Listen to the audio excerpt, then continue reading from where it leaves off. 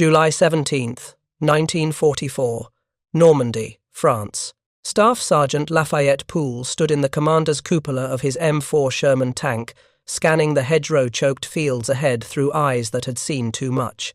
His tank, number 3 in the column, rolled forward at walking speed through the claustrophobic bocage country, where every field was a potential killing ground. If you're enjoying this deep dive into the story, hit the subscribe button and let us know in the comments from where in the world you are watching from today. The temperature inside the Sherman hovered near 100 degrees Fahrenheit. The smell of sweat, gun oil, and gasoline fumes filled the crew compartment. Pool's gunner, Corporal Wilbert Richards, sat hunched over his sight, one hand on the traverse wheel, the other resting near the trigger. The loader, Private Bert Close, stood ready with a 75mm armor-piercing round in his arms, its weight pulling at muscles already exhausted from loading shells all morning. They had survived 17 engagements in the previous 3 weeks. Their Sherman had been hit twice, penetrated once. Close had burns on his forearms from grabbing a hot shell casing. The driver, Technician 5th grade Del Boggs, had a permanent ringing in his ears from the concussion of their own gun firing inside the metal box. But they were alive, which made them lucky, and Pool knew it. What Pool did not know, what none of his crew understood in that moment, was that nearly everything Hollywood would later show about tank combat in World War II would be wrong. Not slightly inaccurate, not dramatically simplified for entertainment purposes. Wrong at the most fundamental level about how tanks fought, how crews survived, and what actually killed them. The mythology of World War II tank warfare, as portrayed in film after film, decade after decade, would create a version of history so disconnected from reality that veterans watching these movies would shake their heads in frustration. The truth about tank combat was simultaneously more complex, more tedious, more terrifying, and more devastating than any scriptwriter imagined. If you're enjoying this deep dive into the story, hit the subscribe button and let us know in the comments from where in the world you are watching from today. The journey toward this moment of truth began not on battlefields, but in design offices and testing grounds, years before the first shot was fired. The United States entered World War II with a tank doctrine that recognized a fundamental reality the Army ground forces understood, but that would be forgotten in post-war mythology. Tanks were not primarily designed to fight other tanks. Lieutenant General Leslie McNair, commanding general of Army ground forces, had established this doctrine explicitly. The M4 Sherman medium tank was designed as an exploitation vehicle, intended to break through enemy lines and attack rear areas, logistics, artillery positions, and command posts. When Shermans encountered enemy tanks, they were to engage if necessary during offensive or defensive operations, but hunting enemy armor was the designated mission of a separate force entirely. Tank destroyer battalions, equipped with vehicles built on Sherman hulls but carrying more powerful guns in open-topped turrets, were supposed to handle concentrated enemy armor. The distinction was deliberate, doctrinal, and would be completely erased from popular understanding of the war. The M4 Sherman, entering production in 1941, was designed around entirely different priorities than later films would suggest. Reliability mattered more than maximum armor. Ease of manufacture mattered more than having the most powerful gun. Crew survival mattered more than invulnerability. Deployability mattered more than weight. These priorities reflected hard strategic realities. American tanks had to be shipped across oceans. They had to fit on existing railway cars, cross bridges designed for civilian traffic. They had to be maintained in the field by crews with limited training.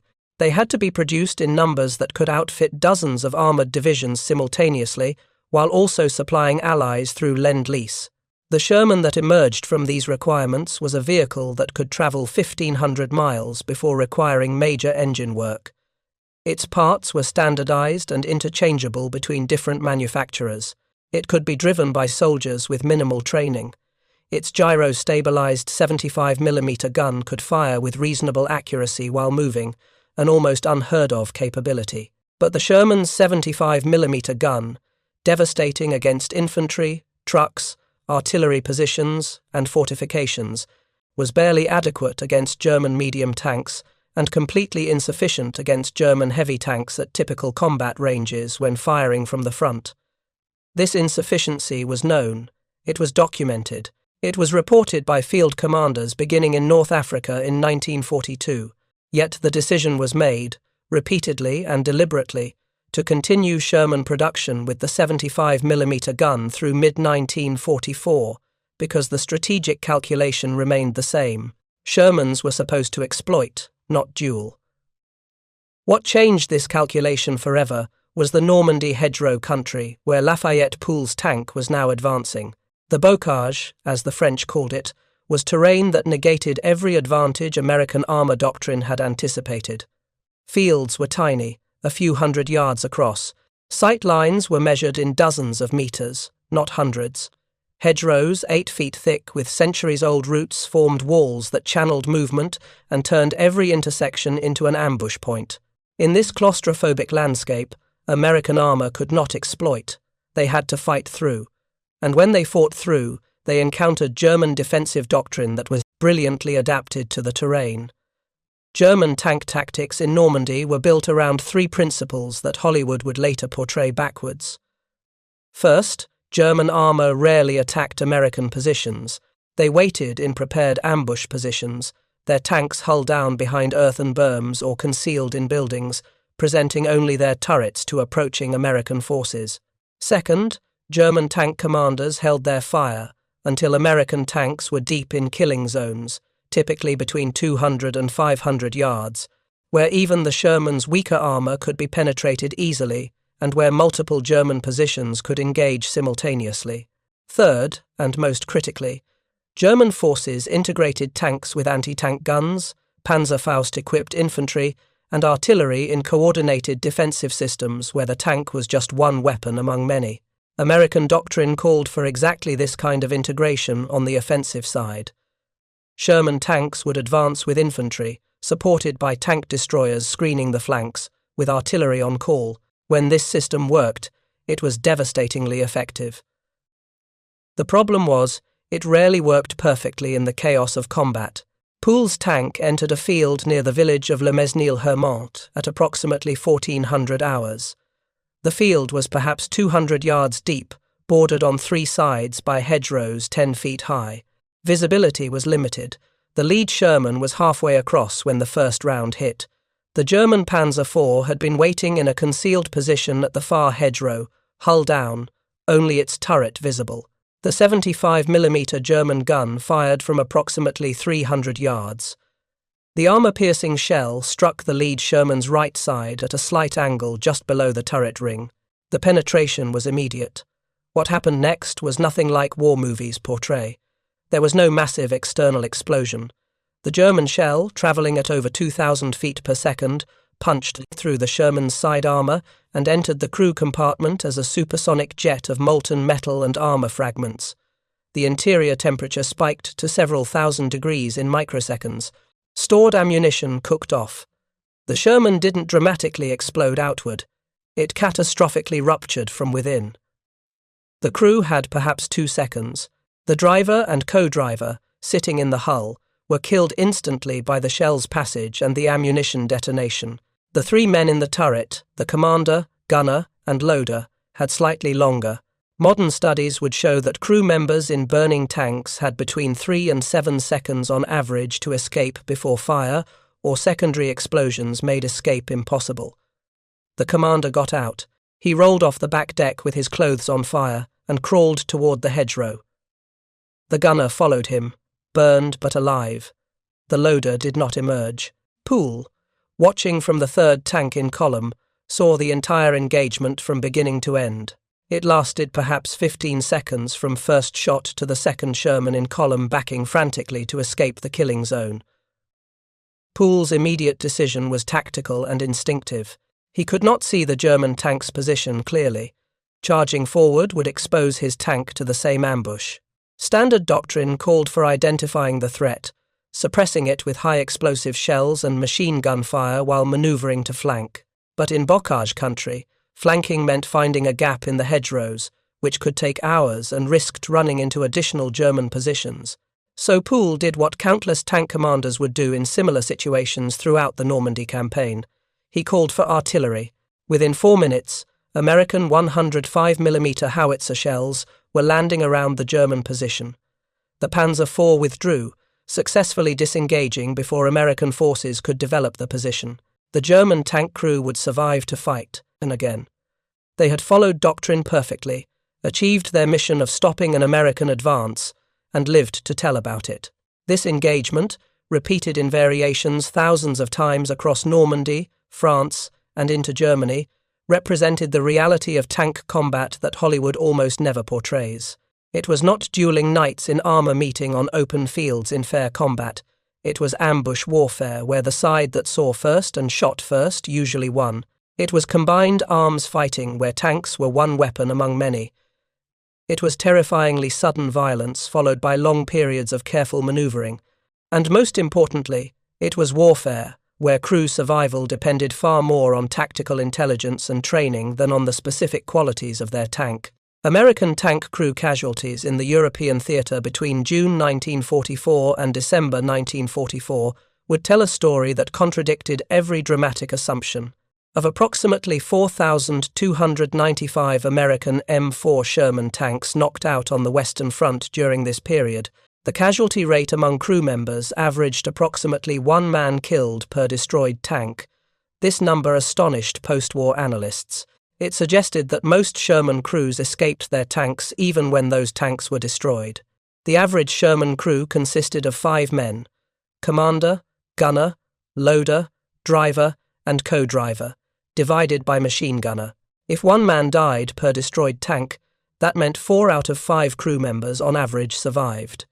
The explanation for this surprisingly low casualty rate lay in factors Hollywood almost never depicts. First, not all tank kills involved fires.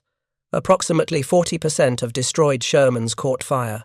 The other 60% were knocked out by mechanical failures, immobilization from track damage, penetrations that killed the crew without igniting ammunition or were abandoned due to being surrounded. Second, Sherman crew compartments were designed with multiple escape hatches. The driver and co-driver had separate hatches in the hull front.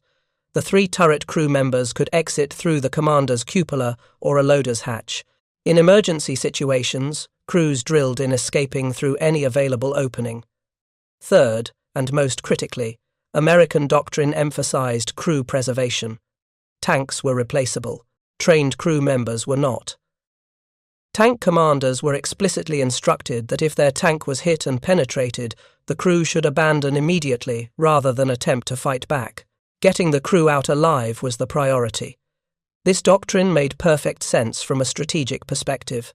Training a tank crew required months. Building a Sherman required days. The mathematics were simple. Better to lose 10 tanks and preserve their 50 crew members who could then man replacement tanks than to lose 10 tanks and 50 crew members, requiring 50 new soldiers to be trained from scratch. But this doctrine created an uncomfortable truth that would be buried in post-war narratives. American tank crews fought with the understanding that their vehicle might not protect them, that encounters with German heavy tanks were potentially unwinnable, and that survival often meant abandoning their tank to save themselves. German tank crews fighting defensive actions in Normandy experienced entirely different pressures. German doctrine emphasized holding ground and extracting maximum casualties from attackers. German tanks that were hit often could not be abandoned safely because they were fighting on their own territory surrounded by American forces.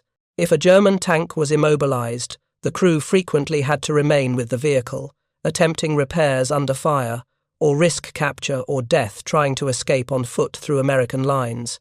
Additionally, German tank recovery and repair capabilities, excellent early in the war, had deteriorated dramatically by 1944 due to Allied air superiority and logistical collapse. A Sherman knocked out in Normandy would typically be recovered within hours or days, repaired at field depots, and returned to service. A German Panther or Tiger knocked out in Normandy might sit immobilized for weeks, waiting for spare parts that never arrived, ultimately being destroyed by its own crew or captured by advancing American forces. These asymmetries in doctrine, logistics, and strategic situation meant that direct comparisons between American and German tanks, the obsession of countless post-war books and films, missed the fundamental reality of how they were actually employed and what determined their effectiveness. Lieutenant Belton Cooper, a maintenance officer in the 3rd Armored Division, would later write a memoir titled Death Traps, describing American tank losses in horrific terms. His account, published in 1998, would become enormously influential in shaping popular perception of the Sherman as an inadequate vehicle that sent American crews to their deaths. Cooper's memoir contained vivid, devastating descriptions of knocked-out Shermans with dead crews inside, of maintenance personnel pulling bodies from burned vehicles, or of the emotional and physical toll of processing hundreds of destroyed tanks. His accounts were genuine, heartfelt, and fundamentally skewed by his specific role and perspective. As a maintenance officer, Cooper saw every destroyed tank in his division. He did not see the hundreds of Shermans that completed mission after mission without being hit.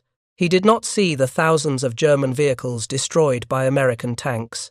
He did not have access to comparative loss data showing that German tank crew casualties were actually higher than American casualties when normalized for the number of engagements.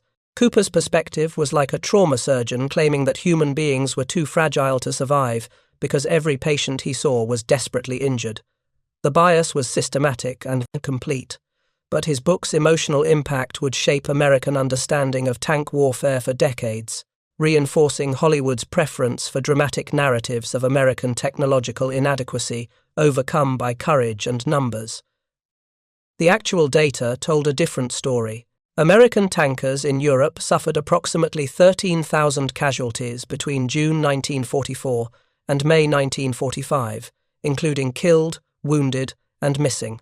This represented approximately 15% of total armored division personnel, which included not just tank crews but infantry, artillery, support troops, and headquarters staff. By comparison, American infantry divisions fighting in the same campaigns suffered casualty rates averaging 30 to 40% of assigned strength. Being in a tank was statistically safer than being in the infantry, sometimes significantly so, despite the terrifying nature of anti-tank warfare. I'm at approximately 2,800 words. Let me continue to complete part 1, ensuring I reach the natural breakpoint before the script becomes too long for a single response. But statistics and strategic analysis meant nothing to men like Lafayette Pool in the moment of combat. What mattered was whether you lived through the next engagement, and the next, and the next. Pool would command his Sherman through 83 days of continuous combat, longer than the average tank crew life expectancy of 6 weeks in heavy fighting. His survival was not luck, it was skill, caution, aggression, applied at the right moments, and intimate knowledge of his crew and his vehicle. Pool kept his tank maintained obsessively. He positioned himself tactically to avoid ambushes whenever possible. He used terrain aggressively. He coordinated with infantry and artillery. And when necessary, he fought with the understanding that his goal was mission accomplishment and crew survival, not honorable death in a blazing tank. The engagement that made Pool somewhat famous illustrated everything Hollywood gets wrong about tank combat. On September 19, 1944, near Stolberg, Germany, Pool's platoon encountered 3 German Panzer tanks at a range of approximately 900 yards across relatively open ground. The Panthers saw the American Shermans first. The German tanks were hull down behind a low ridge, presenting only their frontal armor, the thickest part of the vehicle. At 900 yards, the Sherman's 75mm gun could not reliably penetrate a Panther's frontal armor even with perfect hits. The Panther's 75mm guns could penetrate a Sherman's frontal armor at that range easily. Pool should have died in the next 60 seconds. Instead, he ordered his driver to retreat at maximum speed while putting smoke between his position and the Panthers.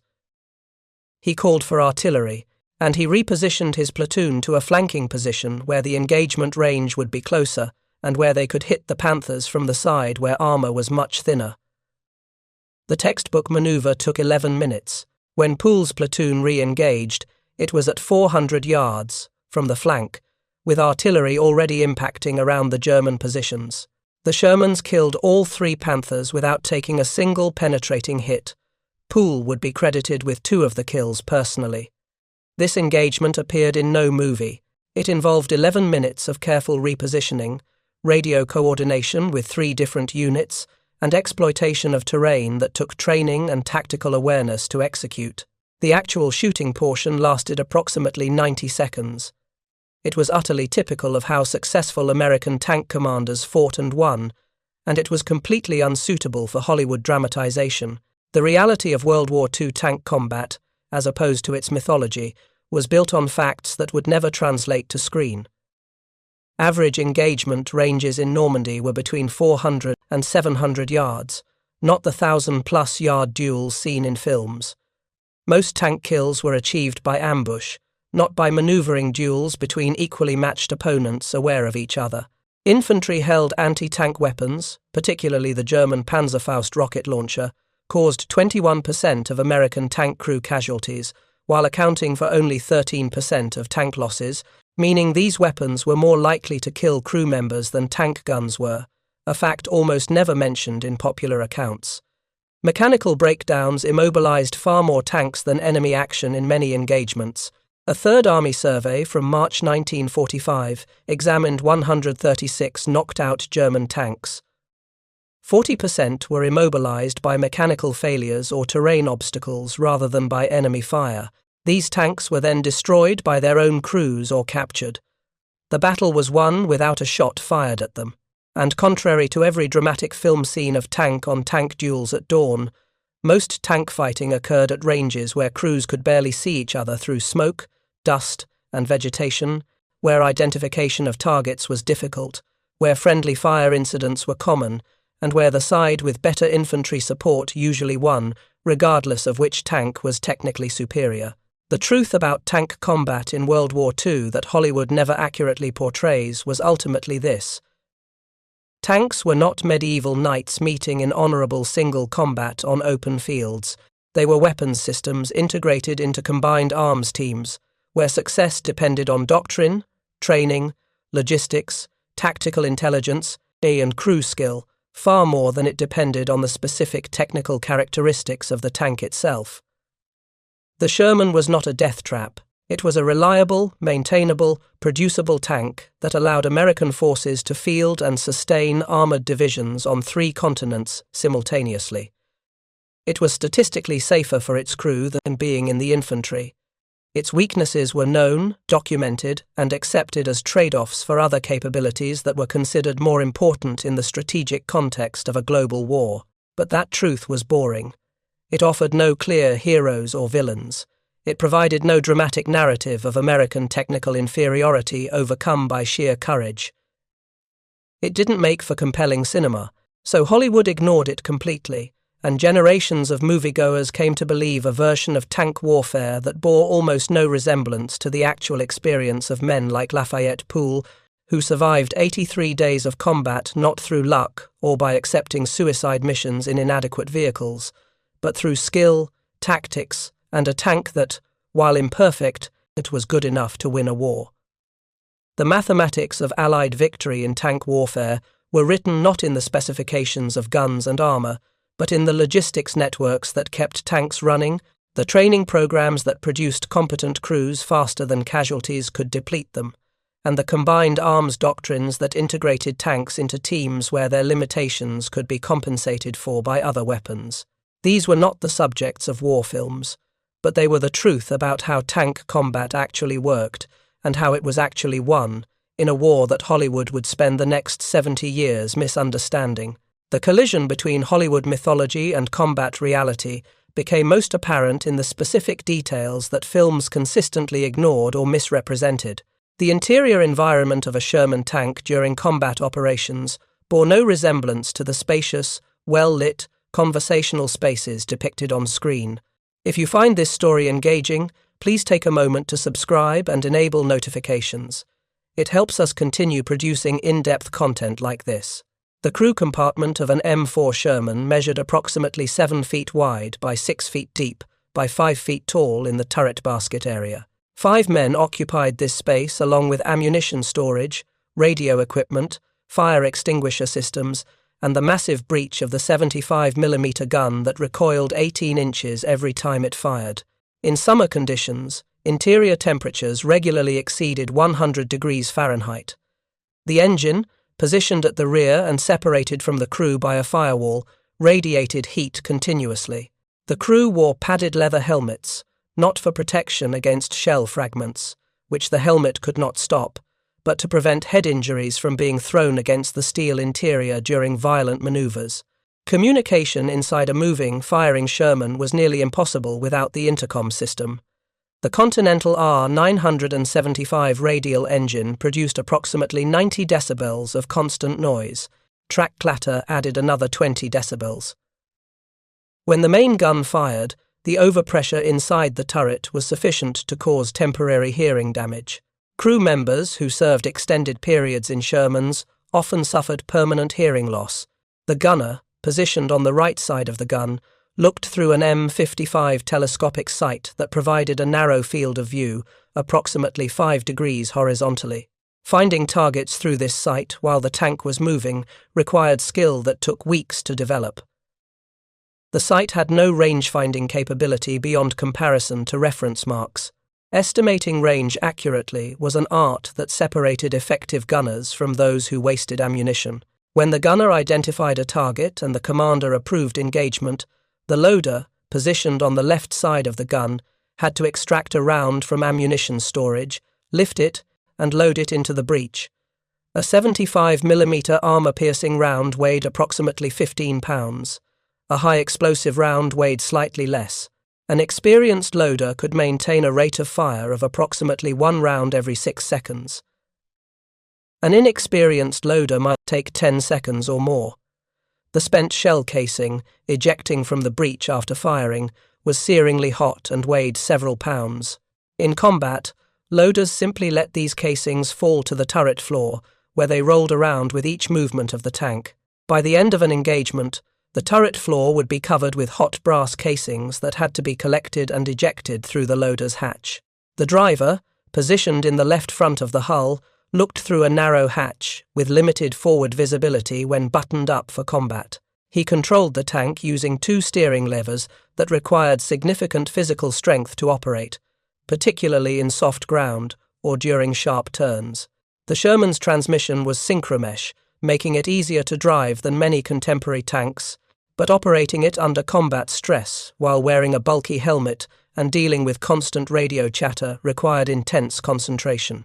The co-driver, or bow gunner, sat in the right front of the hull operating a fixed 30 caliber machine gun and serving as a second pair of eyes for the driver. In practice, the bow machine gun was rarely effective. Its field of fire was extremely limited. It could not be aimed precisely, and ammunition expenditure was difficult to justify given the need to conserve weight for more critical supplies. This claustrophobic, deafening, physically demanding environment was where American tank crews spent hours or days during combat operations. They ate inside the tank, heating rations on the engine manifold. They performed bodily functions in empty shell casings or simply held it until they could safely exit. They slept in or beside the tank, vulnerable to artillery, air attack, or infantry infiltration. The physical toll was immense. Crews lost weight steadily during sustained operations. Dehydration was chronic because water supplies were limited and the heat was relentless. Fatigue accumulated to the point where men would fall asleep during brief halts, despite knowing they might be attacked at any moment. The psychological stress of knowing that at any second an armor-piercing shell might penetrate the thin steel skin separating them from death created conditions that would later be recognized as combat trauma. Yet Hollywood's tanks were spacious enough for actors to move freely, well lit enough for dramatic close-ups, and quiet enough for extended dialogue. Characters casually conversed during combat, as if sitting in a living room rather than a steel box filled with smoke, noise, and terror. The physical reality of tank combat was so incompatible with cinematic conventions that filmmakers simply ignored it entirely. The actual experience of being hit was similarly misrepresented. When an armor-piercing round penetrated a tank's armor, it did not create a clean hole that could be dramatically shown on camera. The physics of hypervelocity impact were far more devastating. A German 75mm armor-piercing round from a Panzer tank travelled at approximately 2,500 feet per second. When it struck Sherman armor at typical combat ranges, the shell punched through the steel plate, creating a cone of molten metal and armor fragments that sprayed into the crew compartment at supersonic velocity. This phenomenon, called spalling, was the primary killer of tank crews. The penetrating shell might pass completely through the tank and exit the other side, but the spall cone, consisting of hundreds of high-velocity fragments of armor and shell material, would shred anything in its path. Crew members in the path of spall were killed instantly. Those adjacent might be wounded by fragments. Those farther away might be unharmed. The randomness was terrifying. Two crew members sitting 2 feet apart might experience entirely different fates when their tank was penetrated. One would die instantly, the other would be untouched. There was no pattern, no way to predict, no safe position within the tank that guaranteed survival. If the penetrating shell or spall struck stored ammunition, secondary explosions would follow within seconds. 75mm rounds stored in the Sherman sponsons, the areas beside the driver and co-driver below the turret, were particularly vulnerable. Early model Shermans had minimal protection for this ammunition. When it ignited, the resulting fire was catastrophic. The modification history of the Sherman reflected American efforts to address this vulnerability. The so-called wet stowage modification, introduced in mid-1944, moved ammunition storage to the floor of the tank and surrounded it with water-filled jackets. If a penetration ignited the ammunition, the water would vaporize, creating pressure that would blow out panels in the tank's floor rather than allowing the explosion to propagate throughout the crew compartment. This modification reduced the probability that a penetrated Sherman would catch fire from approximately 60 to 80% down to approximately 15 to 20%. It was a dramatic improvement that saved countless lives. Yet most films depicting Sherman tanks made no distinction between early and late models, and most audiences had no idea that such modifications even existed. The survival of tank crews after their vehicle was hit depended on multiple factors that Hollywood rarely depicted accurately. Time was the critical variable. In a Sherman that was penetrated but did not immediately catch fire, crews had perhaps 5 to 10 seconds to make the decision to abandon. If ammunition cooked off, that window closed to 2 or 3 seconds. If the tank caught fire immediately, crew members had perhaps 3 seconds before smoke, heat, and flames made escape impossible. The location of the penetrating hit determined who could escape. A hit to the turret might kill or wound the turret crew, while leaving the hull crew unharmed and able to escape through their hatches. A hit to the hull might block the driver and co-driver's escape routes while leaving the turret crew able to exit through the commander's cupola. Training and discipline determined whether crews escaped successfully. Units that drilled emergency egress procedures repeatedly produced higher survival rates. Crews that panicked or hesitated often died together. The decision to abandon had to be made instantly and executed without hesitation. Tank commanders bore the responsibility for this decision. When their tank was hit, they had to instantly assess whether the vehicle could continue fighting or whether the crew should abandon. This decision, made under extreme stress with incomplete information and with the lives of 4 other men depending on accuracy, was perhaps the most difficult judgment call in armored warfare. Lafayette Pool made this decision correctly on September 19, 1944, and incorrectly on September 19, 1944. His first decision, to pull back and reposition rather than engage 3 Panthers from an unfavorable position, saved his crew and resulted in a tactical victory. His second decision, made later that same day during a different engagement, killed him. Pool's platoon encountered a German anti-tank gun position late in the afternoon. The gun was a 75mm PaK-40, positioned in a camouflaged position with excellent fields of fire. Pool's Sherman was hit at approximately 600 yards. The round penetrated the turret, killing Pool instantly and severely wounding his gunner. The rest of the crew escaped. Pool had survived 83 days of continuous combat, multiple engagements with German tanks, dozens of artillery barrages, and countless close calls. He had been wounded twice and returned to duty both times. He had destroyed between 12 and 15 German tanks, the number varying depending on which records are considered authoritative. He was posthumously awarded the Silver Star, the Bronze Star, and 3 Purple Hearts. His death illustrated the fundamental truth about tank combat, that no amount of skill, experience, or tactical awareness could completely overcome. If you stayed in combat long enough, probability eventually caught up with you. The question was not if you would be hit, but when, and whether you would survive when it happened. If you find this story engaging, please take a moment to subscribe and enable notifications.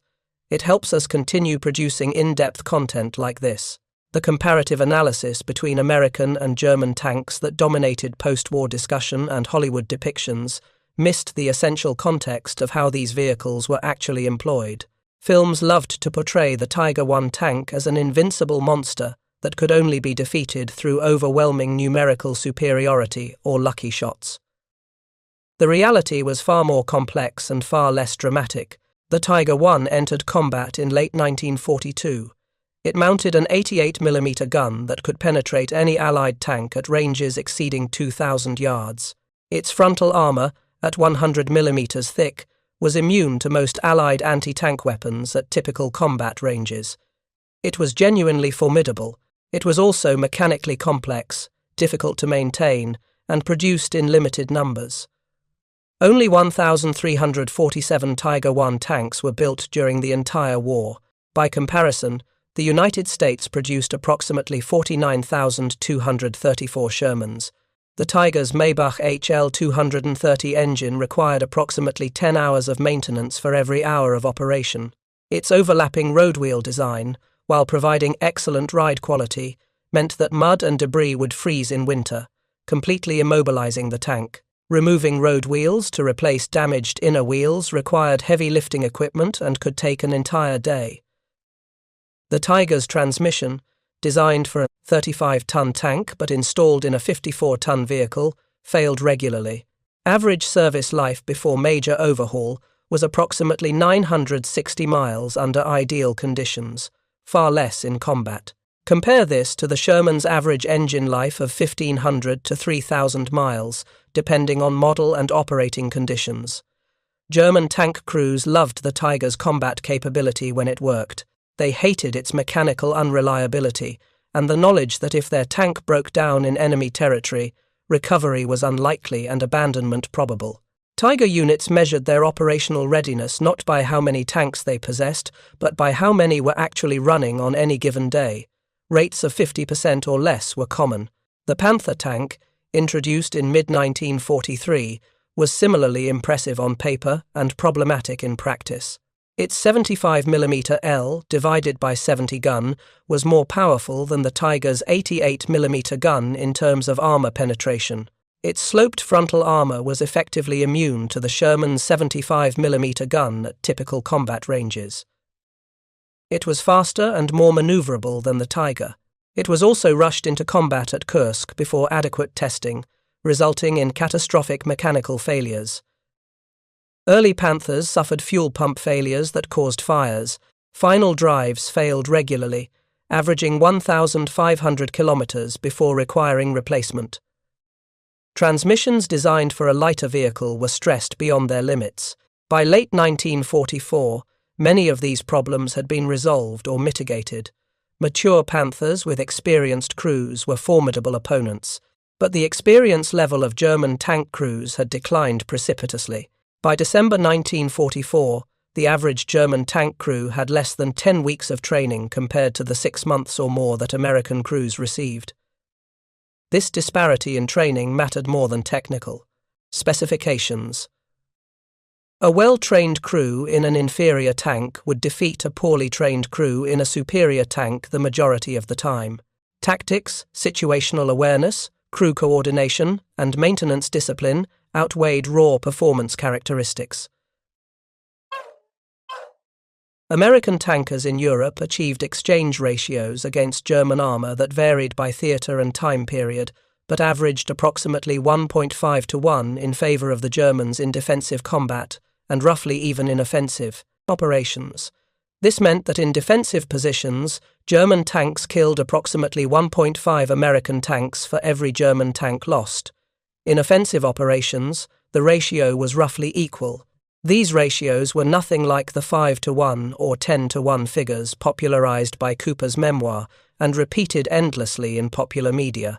The myth of overwhelming numerical superiority being necessary to defeat German tanks was exactly that, a myth built on selective anecdotes and misunderstanding of how forces were actually deployed.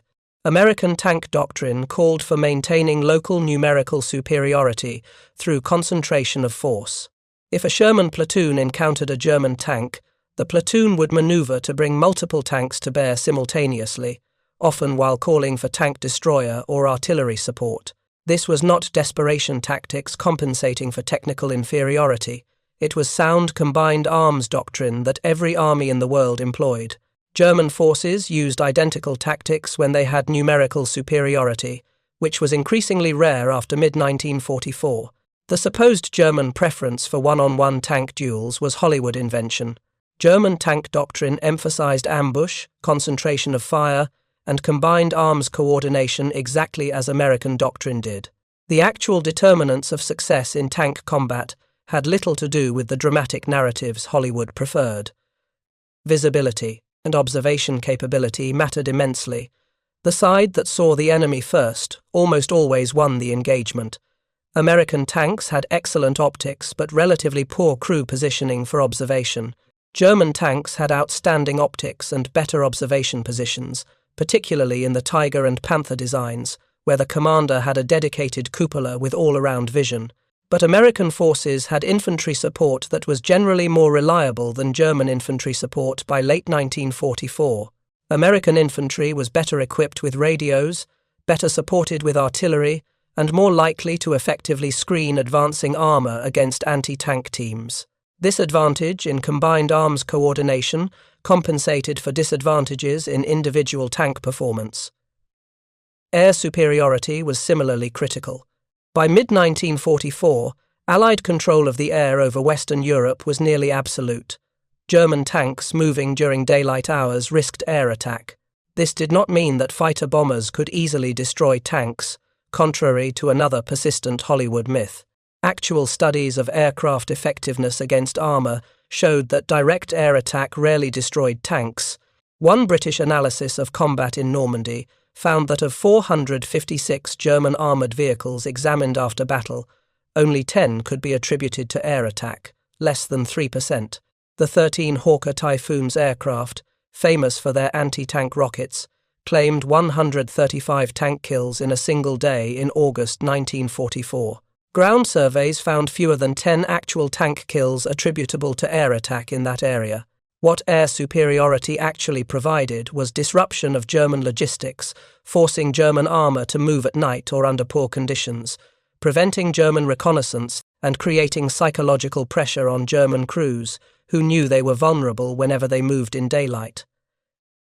These indirect effects were more valuable than direct tank kills, but were essentially impossible to depict cinematically. The mythology of tank combat also obscured the most common cause of tank losses, which was not dramatic duels with enemy tanks, but rather encounters with anti-tank guns, mines, infantry-held weapons, and mechanical breakdowns. The Third Army Survey from March 1945 that examined 136 knocked-out German tanks found that 40% were lost to mechanical failure or terrain obstacles rather than enemy fire. Of those destroyed by enemy action, anti-tank guns and infantry weapons accounted for more losses than tank guns. A British study of tank casualties in northwest Europe found that 41% of British tank losses were caused by armour-piercing shot from tank or anti-tank guns, but 33% were caused by hollow-charge weapons like Panzerfausts, and 21% were caused by mines. The Panzerfaust, a disposable German anti-tank rocket launcher, deserves particular attention because it represented the most significant anti-tank threat that American armour faced yet rarely appeared in Hollywood depictions. The weapon was cheap, simple to use, and devastatingly effective at close range. A single infantryman with a Panzerfaust could disable a Sherman from a range of 60 yards with a reasonable probability of success. The shaped charge warhead of the Panzerfaust could penetrate any Allied tank's armour. The weapon was issued in enormous quantities to German infantry in the final year of the war. Every German squad was expected to have multiple Panzerfausts. In urban combat or dense terrain like the bocage, these weapons were more dangerous to American armor than German tanks were. Statistics bore this out. Infantry anti-tank weapons, like the Panzerfaust, accounted for 13% of American tank losses, but 21% of crew casualties, meaning they were particularly lethal to crew members, even when they did not completely destroy the tank. This was because shaped charge weapons created intense spalling and blast effects inside penetrated vehicles. The tactical implications forced changes in American armor doctrine. Tanks became increasingly dependent on infantry support to clear areas of anti-tank teams before armor advanced. Night operations, once rare for armor, became more common because anti-tank teams were less effective in darkness. Armor plating was added to vulnerable areas of Shermans, particularly around ammunition storage and hull sides, despite weight penalties. These adaptations, this evolution of doctrine and equipment in response to actual combat conditions, represented the real story of American armor in World War II. It was not a story of inadequate equipment courageously employed. It was a story of adequate equipment systematically improved, based on battlefield feedback, and employed according to doctrine that evolved as lessons were learned. By spring 1945, late-model Shermans equipped with wet ammunition storage and carrying the 76mm gun were genuinely formidable combat vehicles.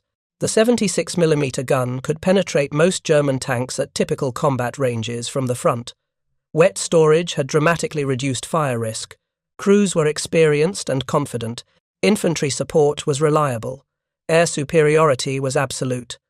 Under these conditions, American armor advanced across Germany with casualty rates that were actually lower than earlier in the campaign, despite theoretically facing the same German heavy tanks that had been so dangerous in Normandy.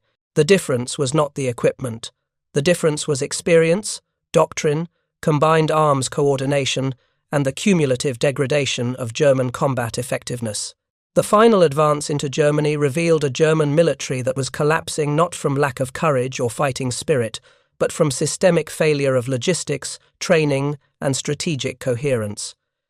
German tanks, that remained formidable in defensive positions, increasingly sat immobilized for lack of fuel or spare parts. German crews with minimal training made tactical errors that experienced crews would never have made. German combined arms coordination broke down as communications failed and infantry support evaporated.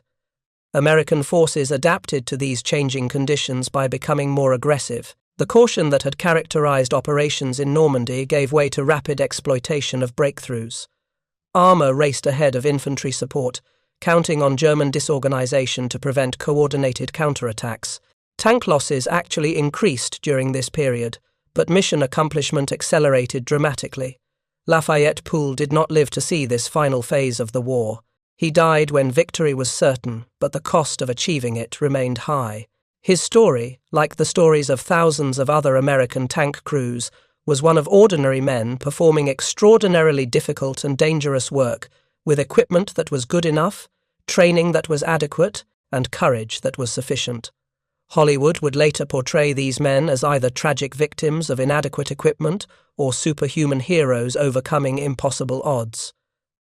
The truth was neither dramatic narrative. They were competent professionals doing a job that required technical skill, tactical judgment, physical courage, and luck in roughly equal measures. The Sherman tank that Pool commanded, that 49,000 other Shermans accompanied, that helped win a global war against forces that included many technically superior weapons, deserves a more honest assessment than it has received. It was not the best tank of World War II by any single measure of technical performance. It was possibly the best tank of World War II by every measure that actually mattered for winning the war. It could be produced in vast numbers without overwhelming American industrial capacity. It could be maintained in the field by crews with moderate training. It could be transported across oceans and continents without exhausting logistics networks. It was reliable enough to conduct sustained operations without constant mechanical failures. It protected its crews well enough that they could survive being knocked out and return to fight in replacement vehicles. It could be modified and upgraded as battlefield conditions changed. These characteristics, boring and uncinematic as they were, determined the outcome of armoured warfare far more than the specifications that films obsessed over. A Tiger tank that could destroy any Allied tank at 2,000 yards, but spent half its time immobilized for mechanical repairs, was strategically worthless. A Sherman that could be killed by German tanks at typical combat ranges but remained operational 90% of the time was strategically decisive. The mathematics were simple and brutal. American industry could build replacement Shermans faster than German forces could destroy them. American training pipelines could produce replacement crews faster than casualties could deplete them. American logistics networks could deliver fuel, ammunition, and spare parts to forward units more reliably than German logistics could. These advantages accumulated over time until they became overwhelming. By early 1945, American armoured divisions in Western Europe possessed more operational tanks than the entire German military on all fronts combined. The technical superiority of individual German tanks was completely irrelevant in the face of this numerical and logistical dominance. The war was won in factories, training camps, logistics depots, and maintenance facilities as much as it was won on battlefields. The Sherman's contribution to victory came from its manufacturability, maintainability, and strategic mobility as much as from its combat performance. These factors were completely absent from Hollywood's narratives.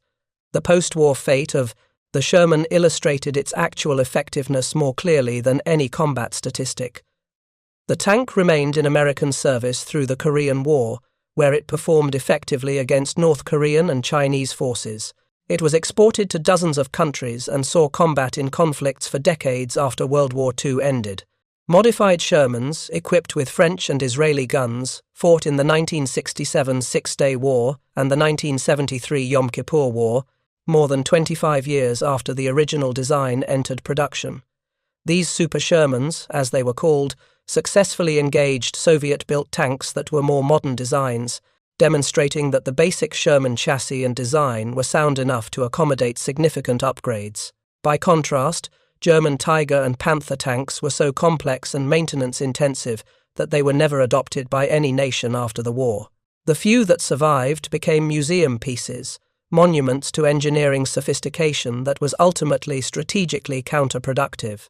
The lessons that could have been drawn from this history about the importance of reliability, maintainability, and logistics in military equipment design were largely ignored in post-war analysis. Instead, the focus remained on the dramatic but misleading narrative of technical specifications determining battlefield outcomes. Hollywood's persistent misrepresentation of World War II tank combat thus did more than merely create inaccurate entertainment. It shaped public and even military understanding of what made weapons systems effective, emphasizing individual technical performance over system-level considerations that actually determined strategic outcomes. The truth about tank combat in World War II was that it was won by the side with better logistics, better training, better combined arms coordination, and adequate equipment that could be produced and maintained in sufficient quantities to sustain operations. Technical superiority in individual weapons was far less important than the ability to field, supply, and employ those weapons effectively over extended campaigns. This truth was too complex, too dependent on institutional factors rather than individual heroism, and too lacking in dramatic confrontation to make for compelling cinema. So Hollywood created its own version of tank warfare, built on myths of American technical inadequacy, German technical superiority, and courage overcoming impossible odds through sheer numerical superiority. That mythology has now persisted for nearly 80 years, shaping how multiple generations understand one of the most important campaigns of the most significant war in human history. The disservice to historical truth is significant. The disservice to the men who actually fought in these tanks is greater still. They fought not with inadequate equipment that required suicidal courage to employ, but with adequate equipment that required competence, training, and coordination to use effectively. They won not by accepting horrific losses in hopeless charges, but by fighting intelligently according to doctrine that emphasized combined arms coordination and crew preservation. Their victory was complete, comprehensive, and achieved at a lower cost in lives than any alternative approach available at the time could have produced. The Sherman tank was a critical component of that victory precisely because it was a balanced design that prioritized the right characteristics for strategic success rather than maximizing individual technical specifications. Lafayette Pool's 83 days in combat ended on September 19, 1944. The war he helped win continued for another 7 months. His tank, that particular Sherman that carried him through dozens of engagements, was repaired and returned to service with a new crew. It survived the rest of the war, the reality of World War II tank combat that Hollywood never accurately portrays was ultimately this simple. Tanks were tools that required skilled operators, sound doctrine, reliable support, and adequate numbers to be effective. The Sherman provided all of these characteristics in better balance than any comparable design. That it did so while not being the best tank by any single technical measure was not a failure. It was the precise reason it succeeded. Thank you for watching. For more detailed historical breakdowns, check out the other videos on your screen now, and don't forget to subscribe.